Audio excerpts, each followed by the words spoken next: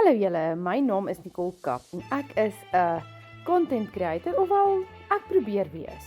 Daar is soveel mense daar buite wat dit regkry om 'n lewe hiervan te maak, so hoekom kan ek dit nie ook 'n kans gee nie?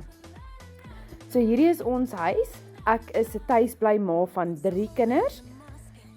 Ons doen homeschooling. Ons hou daarvan om so gesond moontlik te lewe. Maar nee, Karen, ons is nie perfek nie. Ons drink Coke so nou en dan en ons eet McDonald's so nou en dan as ons dorp toe gaan.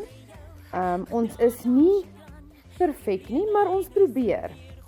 So natuurlik geniet ek my koppie koffie daar met 'n lepel heuning in en kaneel oor. Dit is so lekker.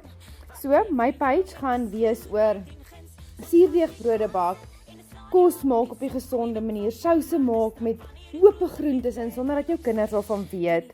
Dit gaan oor stap buite in die veld. Daar is nie 'n spesifieke niche nie, want ek is nie 'n niche persoon nie. Ek het so baie passies en so baie goed om met julle te deel.